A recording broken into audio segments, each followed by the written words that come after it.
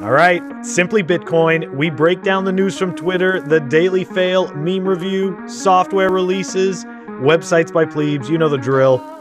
Drop us a like and subscribe. All right, we're going to the numbers. All right, we are currently at a block height of 676,900. Current Bitcoin price, 57,550. Chain rewrite days, 599. Total lightning capacity, 1,169.11. Bitcoin versus gold market cap, 9.66%. Sats per dollar, 1,738. All right. Not bad, not bad. I know we haven't talked about it in a while, but did you notice that the lightning capacity has gone up 169 Bitcoin? Oh, yeah. Yeah, we really haven't mentioned it much, but yeah, it's just like it's coasting higher. It's coasting higher, and man, I'm changing the way that I look at the price of Bitcoin. No longer am I looking at Bitcoin, how much one Bitcoin is per US dollar. I'm looking at sats per dollar, man. It's such a better way of keeping track of the price. It makes me so bullish every time I look at it. But that being said, Phil, it's time for the daily fail. All right. Daily fail. I think we've had this guy before, but we have him again. Anyways, he was retweeting one of Pomp's tweets. Bitcoin back to 56K and almost no one cares this time around. That was from Pomp. And Steve Hanke responds, since Bitcoin supply will be fixed and inelastic, all market adjustments can take place only via price changes. As a result, Bitcoin is inherently subject to extreme price volatility. All right. So, you know what? Don't get me wrong. We're dealing with an emerging asset, right? An asset that very few people understand, including myself. I don't fully understand it. I'm learning about it every single day. And you know what? With that, right, comes the price volatility. We are in price discovery. That is what happens with a new emerging asset. There's absolutely nothing wrong with that. But what we can take a look at is the cost of living, right? Because supposedly this wasn't an emerging asset. And look at what happened. Right? This is back in 1971. So we're looking at over 40 years ago and, 60 years ago. And look at the price of a new house, $25,200. That's like the price of like a Honda Civic today. Like a car, like the average income was 10K a year. A new car was $3,500. I mean, look, you talk about price volatility. Tell me how many people's incomes have gone up as much as the cost of living. That real inflation, right? The inflation that every single person pretends doesn't happen, but for some reason everything is costing more, but it's all getting crappier. So I find like these takes, they don't help anyone, and like some people sit there and, they think they're so smart, like, oh yeah, of course, that makes total sense. Like it's just a load of crap. And it sits there and it invites doubt, right? It invites doubt for no apparent reason whatsoever. Yeah, I completely agree with you, Phil. And look, there you go again. A blue check mark giving terrible advice. I totally forgot. I never noticed them. I never know. And then after you always mentioned, you're like, yeah, blue check. I'm like, shit. Like it's another one. Blue check. What the hell? Look, first of all, Mr. Hanke, you're going to have fun staying poor. I just want to say that right off. Mr. Hanke, the Christmas poo, you're going to have fun staying poor. But I just want to say that right off the rip. But Phil, look, Bitcoin has had year over year on average 200% returns yearly, right? So yeah, fine, you could say Bitcoin's volatile, but put me in Bitcoin every single day. I pick the volatility because I know the volatility is going up versus very low volatility in the dollar, but it's constantly losing value, right? So it's kind of disingenuous to say like, oh, it has high volatility, that's a bad thing. If the average returns year after year is 200% on average, right, in Bitcoin, why is volatility a bad thing? If volatility wasn't there, then the returns or the percentage gains wouldn't be as high, right? So volatility goes both ways. So it's very disingenuous. And what else do you expect from a blue check mark, right? This is how it's in. Okay. I feel like Twitter reaches out once you get a blue check mark and they're like, listen, okay, you need to start lying, okay? This is how we give you a blue check mark. You need to lie, okay? You can't have any good opinions. Those go out the window, right? Something because it can't coincide. Why is it that every blue check mark has a bad opinion on Twitter? Why? Okay, they suck, but I just want to add, somebody needs to make a meme of Steve Hanke, the Bitcoin poo. and just put his face on Mr. Hanky. And that would be awesome, because that's exactly what he is. He's the Bitcoin poo. He's the Bitcoin poo that's going to have fun staying poor. Anyways, Phil, it's time for the Daily Meme Review. All right, everybody. The meme for today is brought to us by a meme lord, a Simply Bitcoin meme lord. In fact, the meme lord that came up with the laser eye to 100K. That's freaking epic. Anyways, Shareforce, normies have a lot to learn before most of our memes begin to make sense. Absolutely agree. This is definitely an insider meme. Number Go Up Technology in Moscow time has laser eyes. Freaking epic. But it is a little insiderish. But I'm digging it, bro. And because I'm digging it, man, where did it go? Okay, you know what? I'm going to give it a sock. But last time I gave it a sock on the inside, right? This time I'm giving it a sock on the outside. What about you, Phil? Durable. I like that. Okay, totally agreed. The meme is totally insider. It's very niche. Only, those of us that have been making fun of whatever the hell that guy's name is with his Moscow time thing are really going to understand that. And as a result, I'm going to give it a very niche score of... This is a Thunder skateboard hardware, plastic tube that the hardware came in. Phenomenal scores. A sock and a plastic tube for an excellent meme. Hell yeah. Phil, that being said, it's time for it. The Daily News, sponsored by Crypto Cloaks. All right, everybody. Before I get started with the news, I just want to give a disclaimer. We at Simply Bitcoin, we are not anti-vax. We care less what you put in your body. However, when the government and technology companies work together to kind of manipulate you and to kind of force you, right? If you don't decide to get a vaccine, are you not able to travel? Are you not able to go to work, right? We don't know. But when this idea of a vaccine passport that's already coming to New York, right? And it looks like if you believe the rumors, there's been a lot of talk about it on Twitter that the Biden administration has a plan to do a national vaccine passport. It is very scary, right?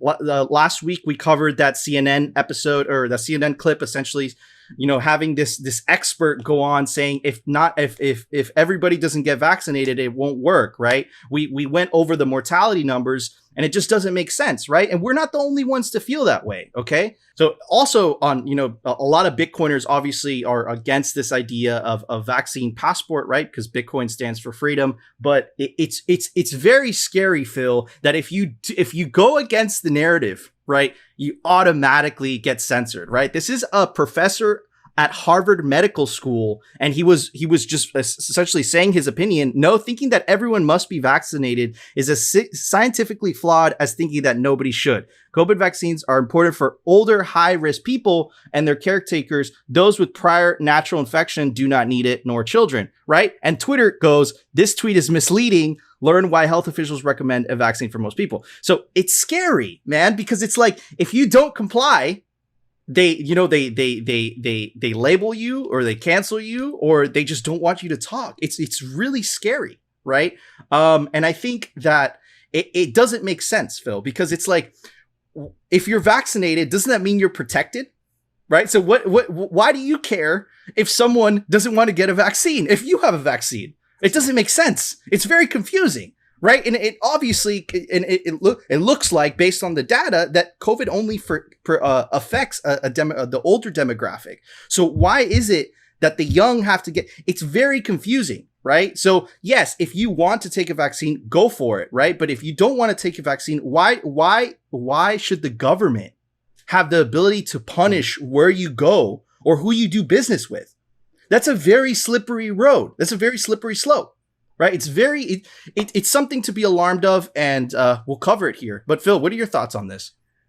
Okay, so I mean, at the end of the day, we're just seeing, more and more levers of control. And like you said, I'm going to call it what it is. This is creepy as fuck. Like it totally is. And I mean, look, again, I think everybody has the choice. But to your point, if you're vaccinated, right, then there shouldn't be an issue. And the people who choose not to get vaccinated, well, that's their choice. So, this again, this really is another point that creates more divide, more problems. We see, more misinformation, and it just causes more confusion. And it's really sad. It's almost as if, and I'm speculating, guys, it's almost as if they want to know, or they want to have a database of people who comply and those who don't comply. Yep. Right. It's very scary, right? Because I other than that, I don't understand. I don't get it. Right. Very scary. I'm sure it's not over, but more positive news on the ETF front. Asset giant Fidelity files for a Bitcoin ETF. And this is a big deal, right? Because Fidelity is freaking huge. They're enormous. They have a lot of assets under management, right? And if Fidelity is filing an ETF, that's because there's obviously a lot of demand from their clients wanting Bitcoin or wanting exposure to Bitcoin, right? So it's super bullish. Phil, I know that we've been talking about this ETF for a while, but the fact that Fidelity was the one behind this, I have a feeling this one has a really good shot of getting approved by the SEC. It wouldn't make sense if they didn't approve something like this, especially coming from a company of that size. Phil, what are your thoughts? Well, yeah, now we've got that was actually included. I was talking about this last week, right? That there were 3 that applied, like Fidelity was one of those 3. And that's exactly right. I mean, these are big 3. I forget who the other 2 are. But this is big, and these are big players. And the reality is that when big players like this come to the table, it definitely helps solidify its position with those kinds of people. You know what I mean? Because at the end of the day, I think a lot of us that came into Bitcoin earlier, right, came to it for different reasons, right? Like it wasn't just NGU technology. It was for an actual, for another use case as well. And, this is a different class of person, a different type of person or group that is coming into Bitcoin with obviously, a lot more capital and a lot more leverage. So yeah, bullish. Super freaking bullish and scary and bullish, scary and bullish. And right? We don't like to speculate on this channel, but if Bitcoin does, manage to keep going, it's going to be that institutional push that's going to drive up the price. This is, Phil, I don't think that this is a retail epoch like the last one, like the last cycle in 2017. I think that this epoch is going to be mainly institutional money pushing the price. And you've seen this, right? You see a lot of interest from Mass Mutual. You see Michael Saylor fighting the fight, trying to orange pill everybody. Tesla. So very exciting times. It's going to be a very exciting year. But to end the news segment, Phil, man, another example of rules for thee, but not for me. So we just found out this today for some reason, right? But essentially last week, a giant hedge fund got margin called, right? But check this out. This is how sneaky this is, okay? We only found out about the news of them getting margin called today, right? So that means that all of last week, right? The news didn't come out, right? That this hedge fund got margin called, and the institutions, right, that margin called them were actually dumping on investors all of last week, and we only found out they can get out. So they can get out, and nice. And we only found out today, right? So Goldman Sachs and other investment banks had exposure to this, and none of them had any losses. It was only Credit Suisse and another foreign institution that had some heavy losses because they had some exposure. But it's funny, none of the American institutions got any losses. So it's just another example. We saw this with GameStop. It's like rules for you guys. Yep. But not for us. Right. And the hedge funds, they take advantage of this loophole, Phil. Because hedge funds only accept accredited investors. Right. Mm-hmm. So the government, when you're an accredited investor, the government says basically, look, you're responsible for that. That's not our problem. Right. Mm-hmm. So, yeah, that sounds fair because, look, they have money to lose. On paper, it sounds good. But in reality, it's a scam because you can't do the things that they do. Right. So, no, of course not. Man, it's such a scam. And this is exactly why Bitcoin exists. it levels the playing fields with them, man. And the fiat system is broken, dude. That's all I have to say. Look, I enjoy seeing stuff like this, because I think it's funny. I think it's funny that they do this to each other, okay? And at the end of the day, right, because it's at such a high level, nobody can say anything, right? Like, you have no place. But if it was you, where all of them could come down on you, better believe that it would be rules for you. It's crazy. And look, and the guy is check out the name of the hedge fund. So it's called Archegos Capital Management. It's a family investment firm of Bill Huang, who was banned in 2014 from trading in Hong Kong, and in 2012 settled insider trading charges in the US. Right? So it's like, man, because you're big, you can do whatever you want, right? Sure. It's such a scam, dude. It's such a scam, and I hope we could tear this corrupt, broken system all down and build it new on top of the orange coin. But anyways, Phil, there was a software release today. Why don't you tell everybody about it? Software releases. We've got Bisq version 1.6.1 that was released, and that is down below in the show notes. Awesome. Thank you, Phil. All right, guys, that was our show. That was Tuesday's show. Start the week fresh with Simply Bitcoin. It's awesome. Fresh, so clean. Anyways, guys, if you enjoyed the episode, don't forget to smash that like button. Smash it. Yeah, what Phil said. And of course, if you love the show and you don't want to see angry Phil, subscribe. Angry Canadians, very bad. Anyways, we will see you tomorrow for another episode of Simply Bitcoin.